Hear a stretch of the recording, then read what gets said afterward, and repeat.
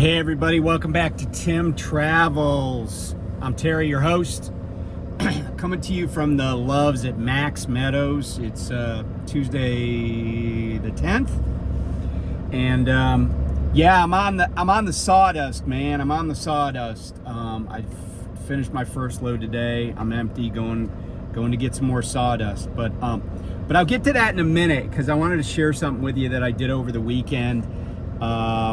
We went to the National Cathedral in Washington, D.C. with some of the youngins, not my adult children, but kind of my the younger kids in the family, and went to like the Children's Messiah. And yeah, take a look. I'm here in the west balcony of the National Cathedral. Show you what it looks like behind me. I've never been here before, but we're here for the Messiah. So I think it'll be pretty cool.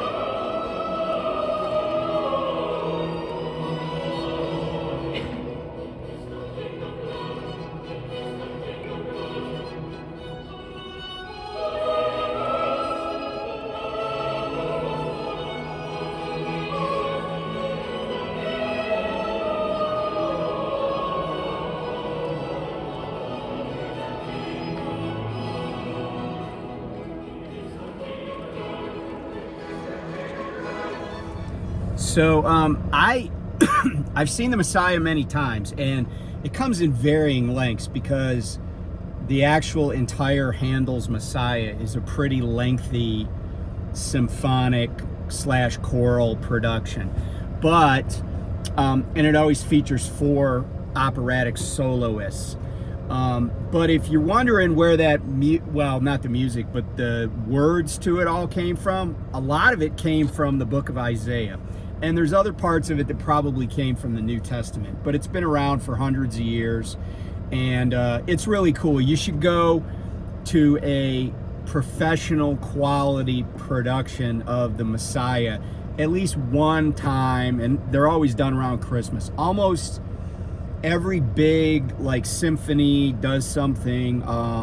You can find them in lots of places.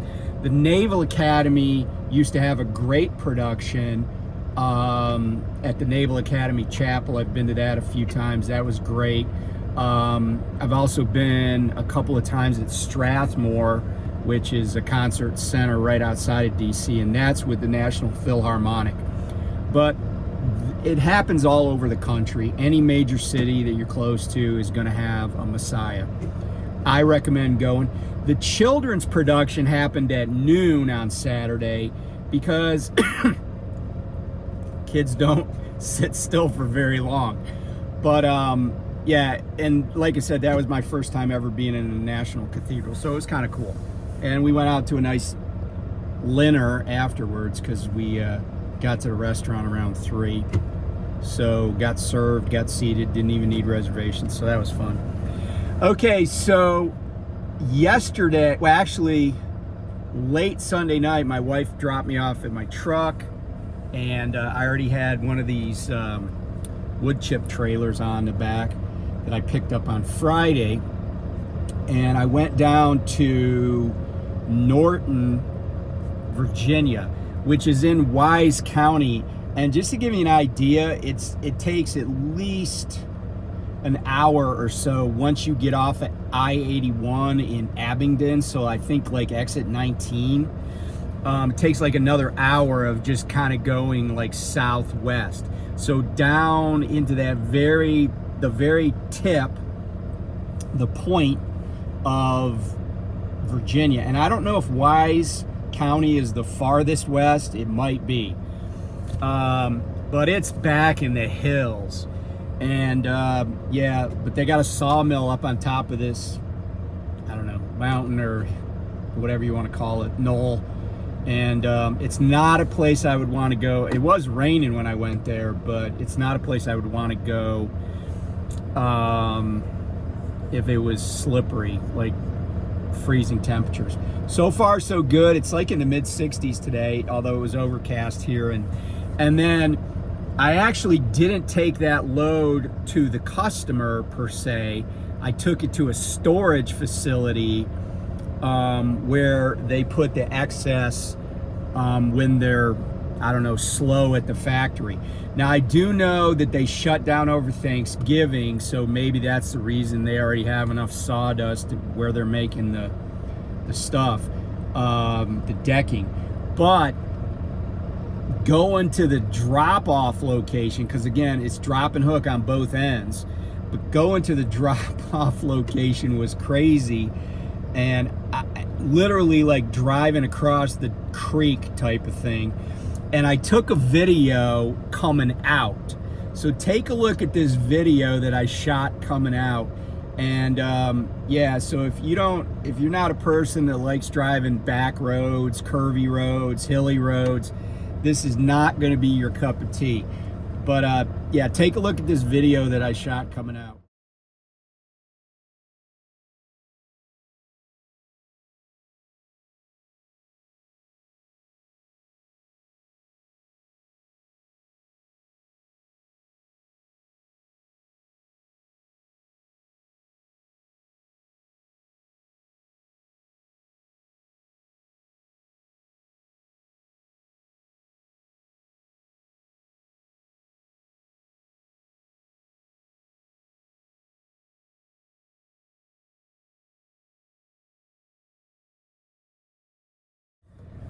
So, you know, again, not a place I want to go. And just to give you an idea, that location is in a place called Stanley, Virginia.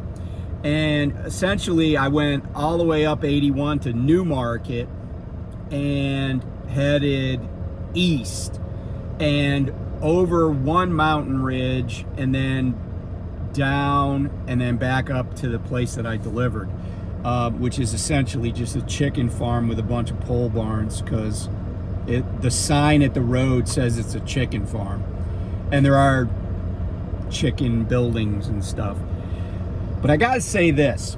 So first of all, when it comes to getting miles, this is a great gig. And I think I'm one of 11 people that's kind of on this dedicated. We just started yesterday hauling out of the place down in far southwest Virginia.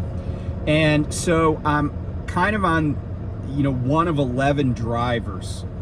And it's going to be pretty busy. But the cool thing about it is, like today I only ran 443 miles because I wanted to stop early, get a shower.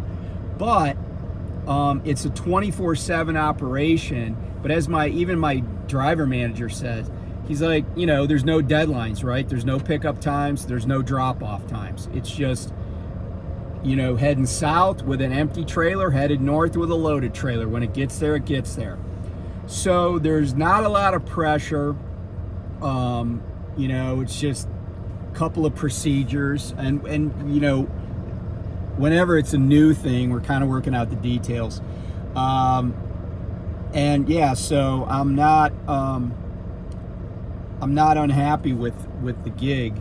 It might get boring because it is going to be the exact same thing. It's just running loops. And then I guess if I want to go home this weekend, I can.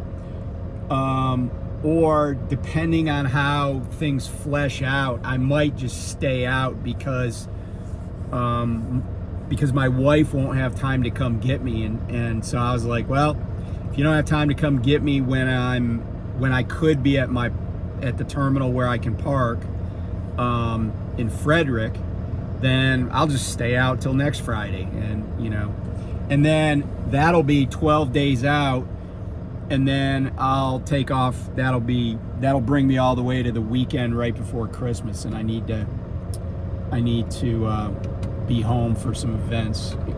So yeah, so far so good. You know, I'm often, I don't want to say I'm pessimistic about things, but I certainly am.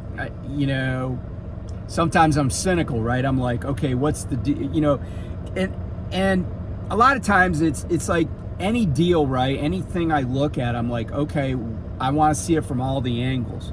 And right now, like, honestly, where I went that you saw in the video where I was coming back out of there, I actually went to the wrong place, but I didn't have to take the trailer anywhere because I didn't. Now this is a downside, but this is a downside lots of places. The Qualcomm, I wasn't getting any messages. So he tried, my DM actually wanted me to take it to a different storage facility nearby, but I didn't have that address and I didn't know he wanted me to. So he's like, just leave it there. They'll get it. So, you know, again, and I gotta say this, there are things I don't care for at my company. But one thing I do like is, I do like my driver manager. He's really easygoing, easy to work with. If there's something that's jacked up, he takes care of it. You know, like with Qualcomm or trailer numbers or whatever. So I got no complaints. And you know, it really does make a big difference in the life of a trucker if you have a driver manager or a fleet manager that's got your back and that is doing things to make your job easier. A lot of them don't, a lot of them won't, but I do appreciate it. It's like when I was at night, I had a great driver manager. He's not at night anymore. He's at a different trucking company, but and I had a good driver. I had 2 driver managers at GP Transco. The second one was great. First one, not so much. But yeah, having a good driver manager, a guy that looks out for his or her drivers, makes all the difference in the world. You know, this guy doesn't gaslight me. There are other people at my company that have, like, they're like, oh, you know, like when I was doing drive-in or whatever, they're like, oh, this load's really important. I'm like, okay, you should have put it on somebody else because you could have seen I didn't have enough time on my clock. I'll get it there when I get it there, you know. And I'm like, yeah, I'm not gonna. And you know, I had one driver manager that I talked to that was not mine, but this guy tried to tell me that I could do a 4-6 split. I was like, that's not a thing. I said, you must have 7 hours in the sleeper berth on the front end or the back, but you must have 7. So anyway, so far so good with the Sawdust. So please, America, keep buying things with sawdust in them, and it'll keep me running. So anyway, thanks for watching. If you get a chance, even now, if you get a chance, go see a Messiah. If you've never seen it, go see it. And and I guarantee that the Hallelujah chorus you will recognize. You've heard it before. It's just a great Christmas tradition. We don't go every year, but we've gone lots of years, and it really is always memorable. So anyway, take care, and I'll talk to you soon. Bye.